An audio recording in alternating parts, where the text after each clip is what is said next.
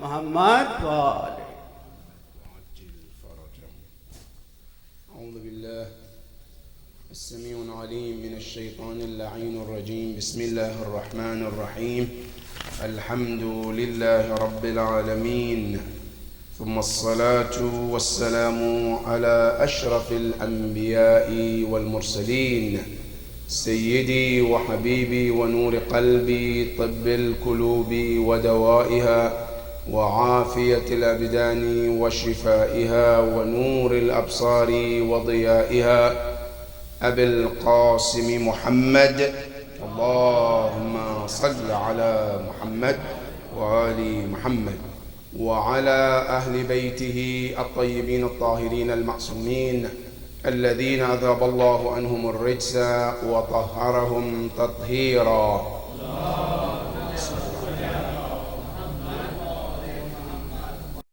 قال الله سبحانه وتعالى في كتابه الكريم: أعوذ بالله من الشيطان الرجيم، بسم الله الرحمن الرحيم. قل لا أسألكم عليه أجرا إلا المودة في القربى. اللهم صل على محمد. وصدق الله العلي العظيم. عباد الله، أوصيكم ونفسي بتقوى الله. اتقوا الله الذي إليه معادنا والذي إليه حسابنا. My dear brothers and dear sisters, Assalamu alaikum wa rahmatullahi ta'ala wa barakatuh. All praise belongs to Allah subhanahu wa ta'ala for all His blessings, which are uncountable if we are to count them. How many of them can we count? The ones He already given, or the ones He is to give in the future, or the one He's given right now? How many of them can we count? The ones, those happen to be visible, or the blessings that are invisible? How many of them can we count? They are definitely uncountable. All praise belongs to Allah for those blessings. And we send our salutation and respect to our leader, our example, our prophet, the chosen ones of Allah subhanahu wa ta'ala, al-Muhammad sallallahu alayhi wa alihi wa sallam. Sallallahu ala. May the peace and blessing of Allah be upon him and also his household, the chosen Ahlul Bayt alayhimus salam, the caliphs of the Prophet, the successors of the Prophet. Peace and blessing of Allah be upon all of them, and may the Almighty Allah count us among the true followers of the Prophet and his household. Allahumma salli ala Muhammad wa ala Muhammad. My dear brothers and sisters, another day to remind one another about taqwa Allah. And the best one to remind us is nobody but Imam al-Muttaqeen, Imam Ali Amir al-Mu'mineen, salawatullahi wa salamuhu alayhi.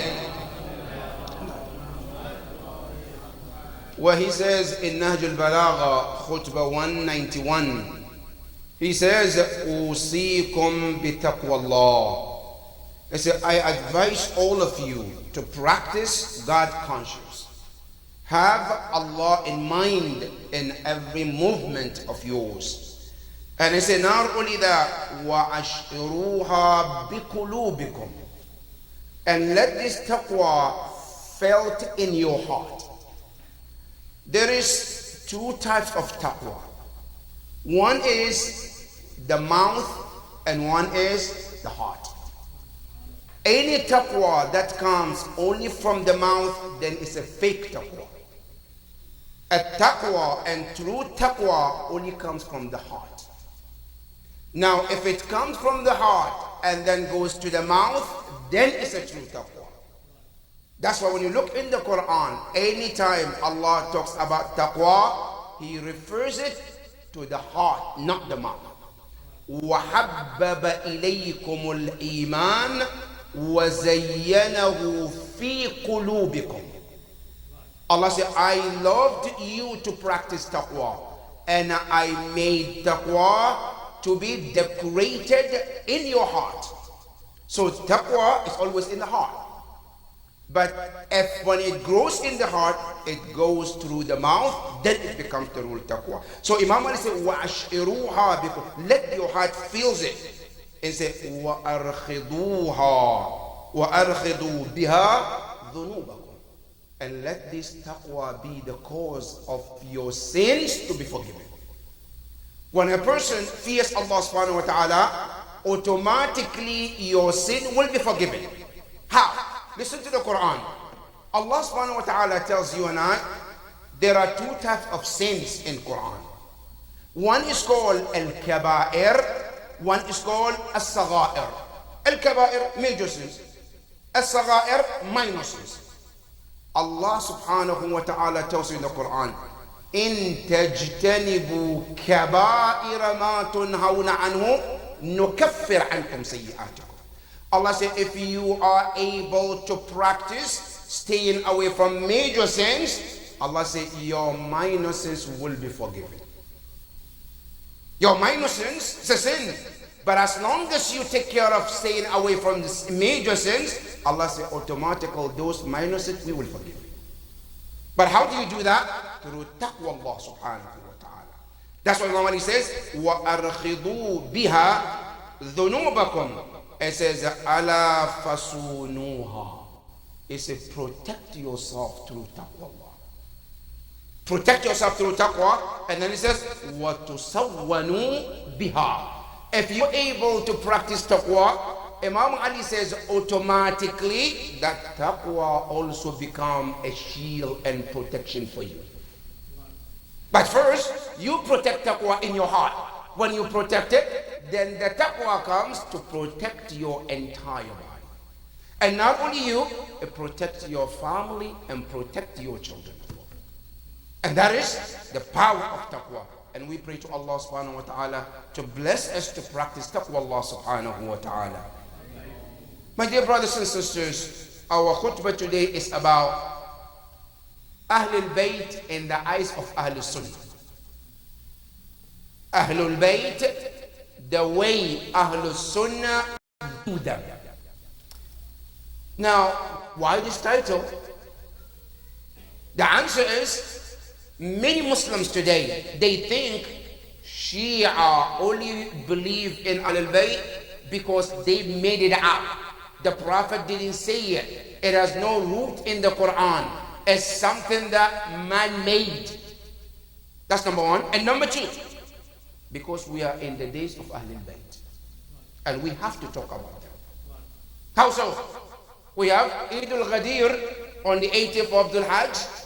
Then we have Eid al-Mubahala on the 24th. And then 25th, we have Ayat or Surah al-Dahr, which was revealed in regarding Ahlul Bayt alayhim salam.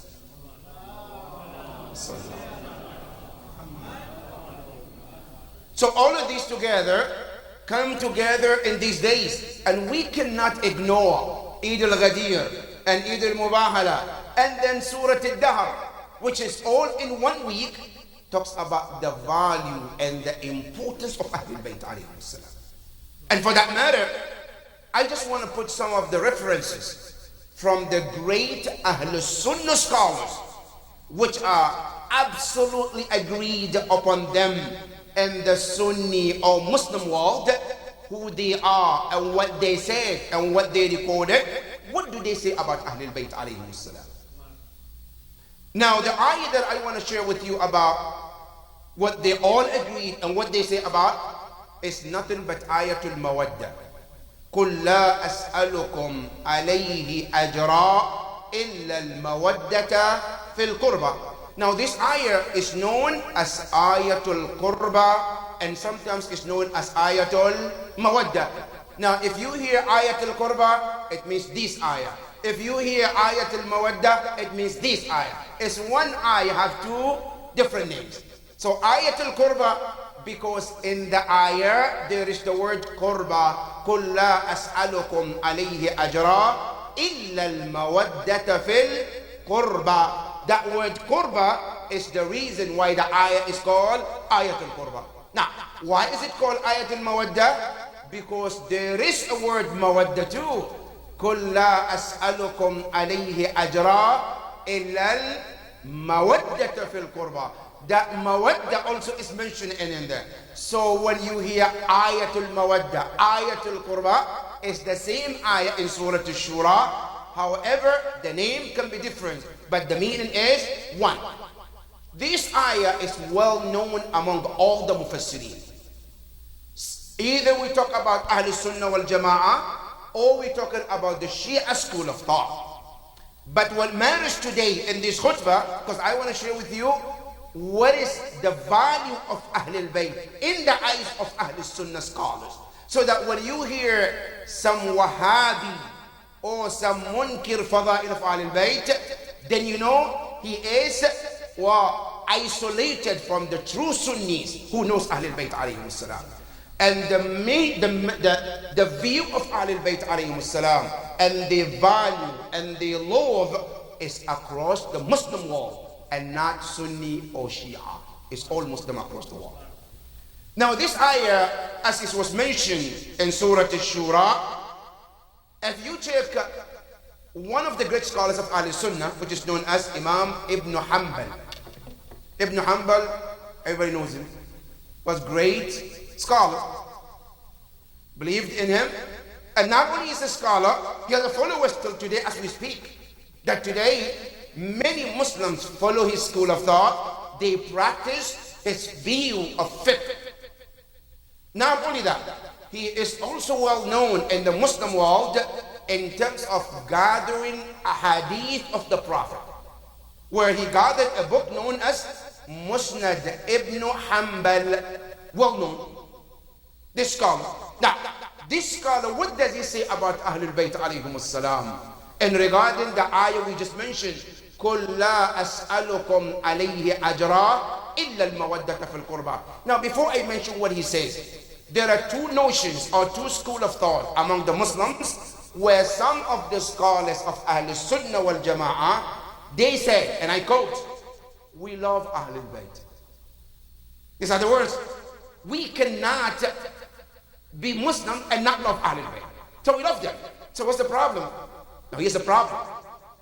The problem is Allah didn't ask us to love them.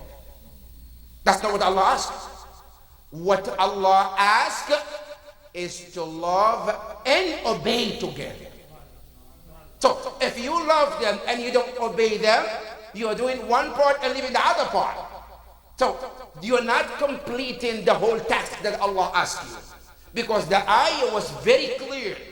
Allah subhanahu wa ta'ala, when he says, قُلْ لَا أَسْأَلُكُمْ عَلَيْهِ أَجْرًا, if Allah would say, إِلَّا الْمَحَبَّةَ فِي الْقُرْبَى, then we agree with you. But I didn't say إِلَّا الْمَحَبَّةَ. Because in Arabic, there is al-mahabba and then there is al-mawadda. And any scholar or any person can go and check in Arabic language, when you say al-mawadda, what does it mean? Al-mahabba, what does it mean? Al-mahabba means to love someone. There's no doubt about it. Al-mahabba, to love someone. That's it. Good. But when we say al-mawadda in Arabic, and you can check all the Arabic grammar books from, for example, Mufradat al-Raghib, and the list goes on. What do they say the word al-mawadda means? This is, I quote, Mufradat al-Raghib. He says, al-mawadda bima'na al-mahabbatu al-maqrunatu bit-ta'a. Meaning, the love which is attached with the obedience. So what means, if I love Ahlul Bayt alayhim salam, but I don't obey them, I don't follow their teachings, that love is still incomplete. Because that's what the ayah says, إِلَّا الْمَوَدَّ, meaning to love and obey them at the same time. So if that is the case, what the Shia say, is that what the Ahl Sunnah scholars believe too? That's what we're going to talk about. Now this scholar, Imam Ahmad ibn Hanbal, what does he say? In a book very known as Ihqaqul Haqq. It's a Sunni scholar written book. The name is called Ihqaqul Haqq. Ihqaqul Haqq, what does it mean? Proving the truth. You know, the book names, mashallah, is great. Right? So in that book, Ihqaq al-Haqq, he wants to prove the truth. Now what does he say in that book? he quoted في فضائل الصحابة. And there, فضائل الصحابة. What does he say? He says, when this ayah was revealed, قُلْ لَا أَسْأَلُكُمْ عَلَيْهِ أَجْرًا. And I'm quoting Imam Hanbal. He said, when this ayah was revealed, companion asked Rasulullah, Ya Rasulullah, man qarabatuk? Someone asked Rasulullah, Ya Rasulullah, qaraba means who are your relatives which Allah ordered all Muslims to obey, to love and obey them. Man qarabatuk? That's the first question. Then the answer, the question is stopped there. من هؤلاء الذين وجبت علينا مودتهم. Two questions the companion asked Rasulullah when this ayah was revealed. Ya Rasulullah, who are the relatives that you're talking about? Who are the ones Allah asked us to love and obey them? قال, Rasulullah answered, what does he say? Hum, those, Aliyun wa Fatima وابناهما عليهم السلام وقالها ثلاثا. اللهم صل. Imam Hanbal, he says, when they ask Rasulullah, who are your relatives that Allah wants us to love and obey them at the same time? Rasulullah answered, and he says, those, my qaraba, my relatives are Aliyun, that's number one. Wa Fatima, my daughter. I said, Wabnahuma, and their two sons. Who are the two sons? Al-Hasan wal-Husayn. Wabnahuma, I said, alayhim salam, peace be upon them. Qala, the Prophet repeated it 3 times. In case somebody didn't hear properly, I'll say it again. In case somebody heard it but heard it not well, I'll say it again. In case somebody's heard but he's wrong, I'll say it the 3rd time. So there is no room to doubt who are the qaraba of Rasulullah sallallahu alayhi wa sallam.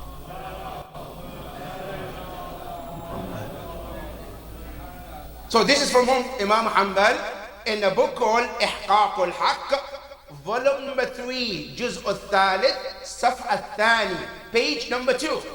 There is Imam Hanbal quoting that. That's number 1. Number 2, another scholar, so that way somebody doesn't think that, oh, it's Imam Hanbal, he might be the only one. No, it's not the only one. There's many of them. That's why it says, from the eyes of Ahlul Sunnah. Number 2, another scholar very well known, and is known as Jalaluddin Suyuti. Many scholars know him. Jalaluddin Suyuti is one of the great scholars. I respect him a lot. Why? Because he is very close to the truth. When he sees it, he's trying, not like others, right? Sometimes others, they see truth, but they try to fish around, right? Try to walk around the truth. Jalaluddin Suyuti in his tafsir, known as Tafsir Ad-Durr al-Manthur, very known, Tafsir Durr al-Manthur. What does he say about this particular verse in regarding Ahlul Bayt alayhim as-salam? Jalaluddin Suyuti in his tafsir, what does he say? He said, when this verse was revealed, قُلْ لَا أَسْأَلُكُمْ عَلَيْهِ أَجْرًا إِلَّا الْمَوَدَّةَ فِي الْقُرْبَى. He says, قَالَ رَسُولُ اللَّهِ صَلَّى اللَّهُ عَلَيْهِ وَآلِهِ وَسَلَّمَ.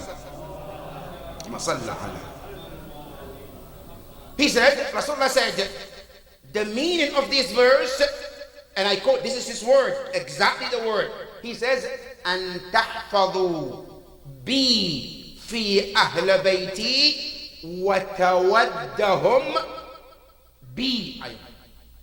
So the meaning of this ayah is to do what? Is to protect. Al-hifd, to protect. أن تحفظوا بي في أهل بيتي. Protect me and my family. What does it mean? Meaning, the way you will protect me, protect my family too. That's number 1. And number 2, then it says, وَتَوَدُّوهُمْ بِي. And to love them the way you love me.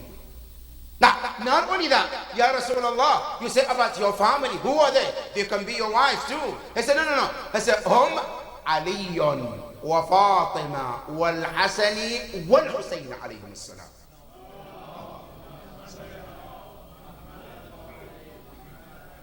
Now this is what he's saying in his tafsir, known as Tafsir Durr al-Manthur, volume number 6, and number of the page is page number 7. Durr al-Manthur says also Ahl al-Bayt alayhim as-salam, who are the Ahl al-Bayt and Karabatul Rasul, there's nobody but Ahl al-Bayt alayhim as-salam. That is number 2. Number 3, another scholar too, different scholar from Ahl Sunnah wal Jama'ah, who is known as Az-Zamakhshari. Az-Zamakhshari is also one of the ulama Ahl Sunnah wal Jama'ah, who also have tafsir known as Tafsir al-Kashaf. Tafsir al-Kashaf is very known among the scholars, which many of our scholars, like ulama Allama Tabatabai rahmatullahi ta'ala alayh, and other scholars, they quote them in many of their writings. Az-Zamakhshari, he said in his Tafsir al-Kashaf, when this verse was revealed, قُلْ لَا أَسْأَلُكُمْ عَلَيْهِ أَجْرًا إِلَّا الْمَوَدَّةَ فِي الْقُرْبَى. He said, I heard the narration was quoted from Rasulullah. And all those narrations happen to be Sahih as-Sanad, which means authentic narration. What are they? He says, ألا ومن مات على حب آل محمد مات شهيدا. He said, whoever dies loving Ahl al-Bayt of the Prophet, his death is considered shaheed. And shaheed is not the only one who got killed in the battlefield. Loving Ahl al-Bayt alayhi wasalam and dying on the love of Ahl al-Bayt is considered shahada in the front of Allah subhanahu wa ta'ala. Not only that, he says, أَلَا وَمَنْ مَاتَ عَلَى حُبِّ آلِ مُحَمَّدٍ مَاتَ تَائِبًا. Who dies in loving Ahl al-Bayt, he dies being forgiven by his sins. Not only that, he said, أَلَا وَمَنْ مَاتَ عَلَى حُبِّ آلِ مُحَمَّدٍ مَاتَ مُسْتَكْمِلِ الْإِيمَانِ.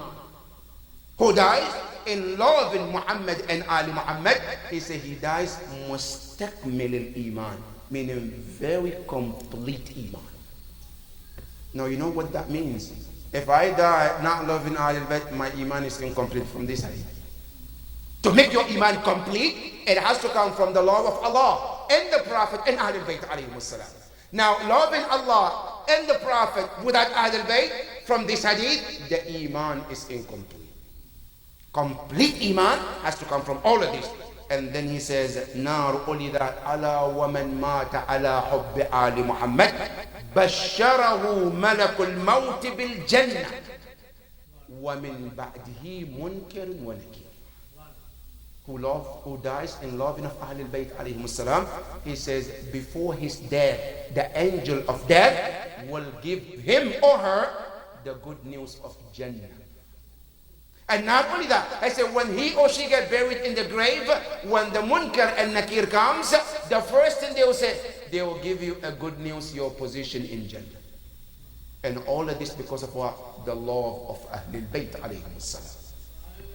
That is Az-Zamakhshari. Now, because of lack of time, the last not the least, brothers and sisters, is also one other scholar from the Ahl Sunnah wal Jama'ah, which is known as Shafi'i. Imam Shafi'i is one of them too. Imam Hanbal, Imam Shafi'i, and then Abu Hanifa, and Imam Malik. These are known as Ulama al-Arba'a from the Ahl Sunnah wal Jama'ah. Now, what does a Shafi'i say about Ahl al-Bayt alayhim as-salam? Number one, he has a very, very famous poem that is known from all the scholars and all the Muslims across the board, where he says, and you can find this in a famous book of Ahl Sunnah wal Jama'ah, it's called As-Sawa'iq al-Muhriqa. The name of the book, As-Sawa'iq al-Muhriqa. Now what does he say? I quote, Al-Shafi'i says, it's Alu Bayt al-Nabi dhari'ati. Al-Bayt Nabi. I said, the family of the Prophet, dhari'ati. It's my way of life. I said, no. وَهُمْ إِلَيْهِ وَسِيلَةِ. And they, Ahl al-Bayt, are my wasila to Allah subhanahu wa ta'ala. I said, أرجو بهم أؤتى غدا بيدي اليمين صحيفتي. I said, with them, I hope Allah gives me my book with my right hand. Yom. Imam Shafi, I said, my hope and my prayer is Yawm al-Qiyamah, not my deeds, not my actions. No, because of Ahlul Bayt, Allah gives me my book with my right hand. That is Imam al-Shafi'i. Now, not only that, he has another saying too, which is very famous as well, which is also is quoted by Fakhr al-Razi in his tafsir in volume 27, page 166. What does it, Imam al-Shafi'i? He says, Ya raqiban. It's talking, so whoever is riding. Right? Kif bil mahsabi min Mina. When you're traveling around Mina, when you go to Hajj, around the Mina side, it says when you're riding and you get there in Mina, it says qif, stop. Wahtif, al-hatif, and call. Make a call. Right? Wahtif bisakinihi fiha. And call upon those who live around that area. Sahran, early in the morning. Because, you know, why is he saying all of this? Because Arabs, they have a culture, and the culture is when they have to say something very important, they wait until early in the morning, at the Fajr time, to make a sound, to call people attention, and then say what they want to say. So Ash-Shafi'i say it and be loud at the Fajr time, إِذَا فَاضَ الْحَجِيجُ إِلَى مِنَى. When the Hujjaj are heading towards Mina. You know, Hujjaj, they start from Arafah, and then from Arafah they go to Muzdalifah. Now from Muzdalifah, they head towards what? Mina. I said, when they are headed, because that is where all the Hajj is together. If you are doing Hajj, you cannot be anywhere at the second night unless you are in Mina, in Muzdalifah. So he said, when they are heading towards Mina, I said, then call and say to them, فَيْذًا كَمَا نَظَّمَ الْفُرَاتِ الْفَائِضِ. When they look so beautiful, Hajjis together, walking towards the Mina, he said, let them hear me. Shafi says, إِن كَانَ رَفْضًا حُبَّ آلِ مُحَمَّدٍ. If loving Ahlul Bayt is called Rafidi, rejectors, because that's what some of the Sunni call Shia, Rafidi, meaning what? Rejectors. He says, if loving Ahlul Bayt is considered Rafidi, he says, فَلْيَشْهَدُ الثَّقَلَانِ. It's a call and let everyone know. And I want not only them, فَلْيَشْهَدُ الثَّقَلَانِ. الثَّقَلَانِ here means what? Humankind and jinkind. He said, let the jinkind and humankind to know, أَنِّي رَافِضِيٌّ, that I'm also Rafidi. That if loving Ahlul Bayt, it will be somebody will be called a Rafidi and say, I want jinkind and humankind to bear witness that I am Rafidi because I love Ahlul Bayt alayhi salam. This is the scholars of Ahlul Sunnah talking about who are Ahlul Bayt alayhi salam. Ya Allah, we ask you to give us the love of Ahlul Bayt alayhi salam. Bismillah ar-Rahman ar-Rahim. Inna ataynaka al-kawthar fasalli li rabbika wanhar. Inna shani'aka huwa al-abtar. Sallu ala Muhammadin wa ali Muhammad.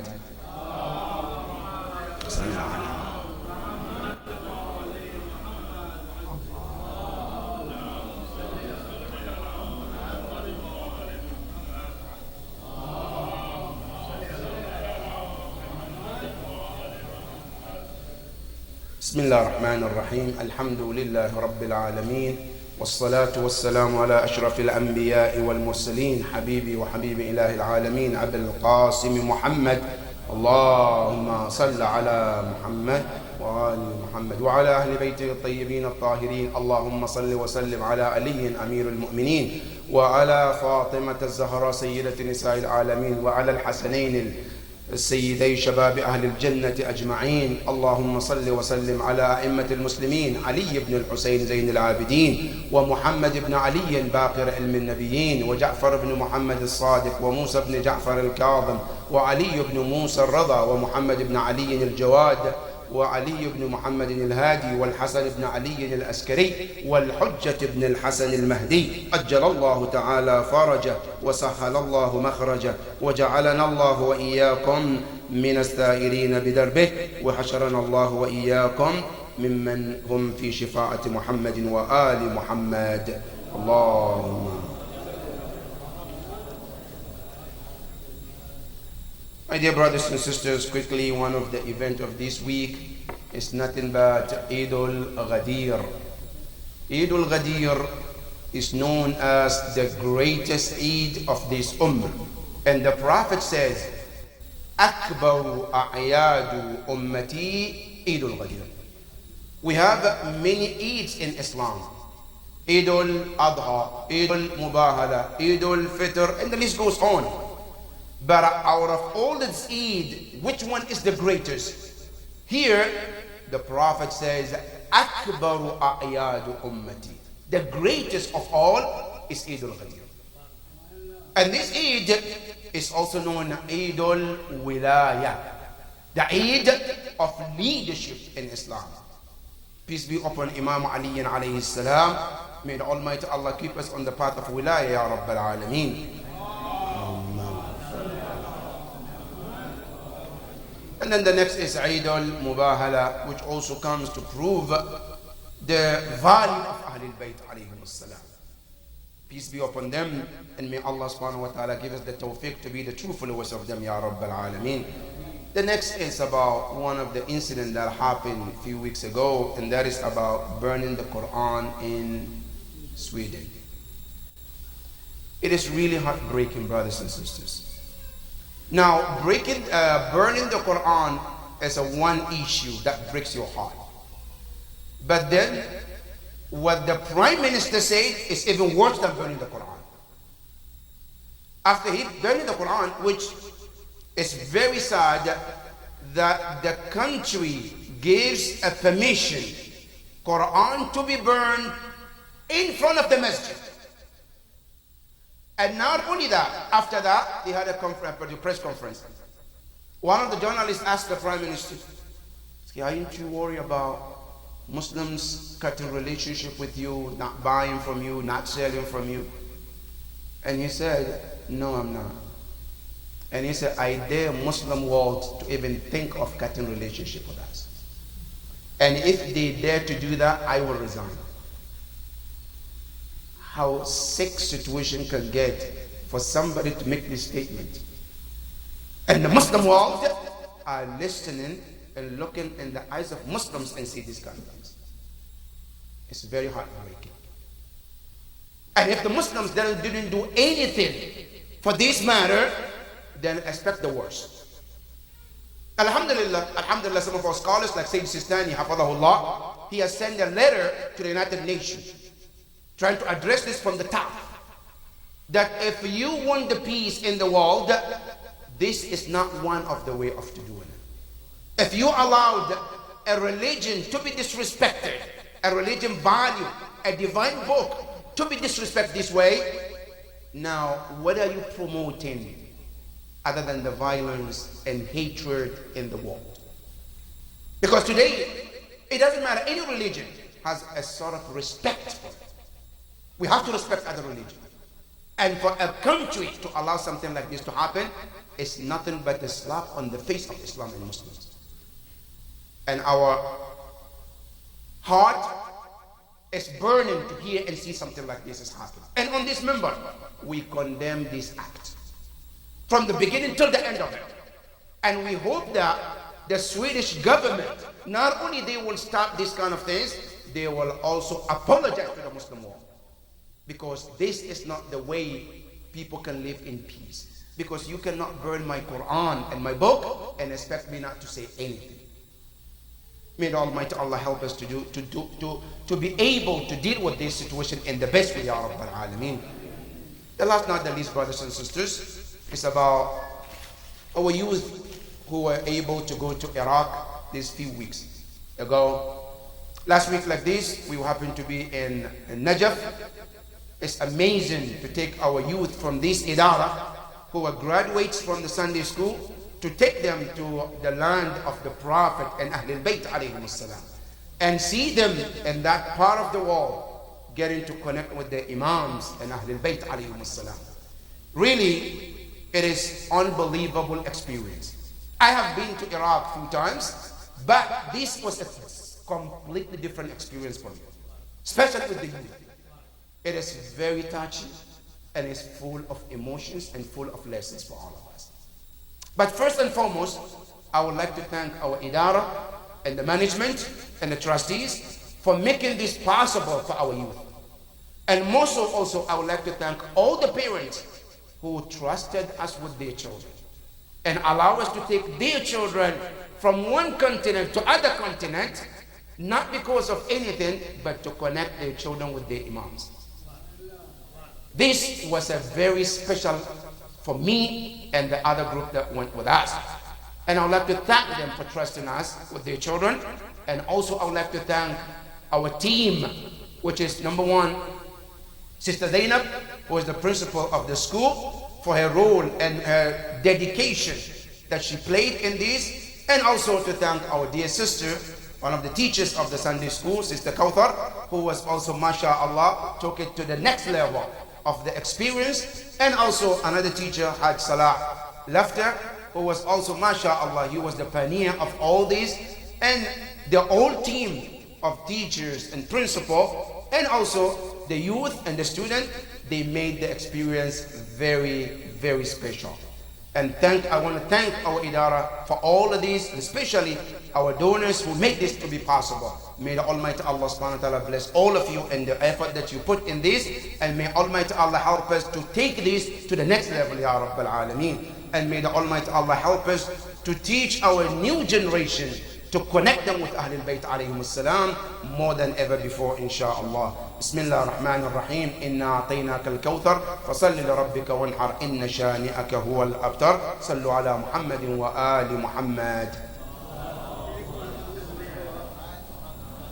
Can you move this way?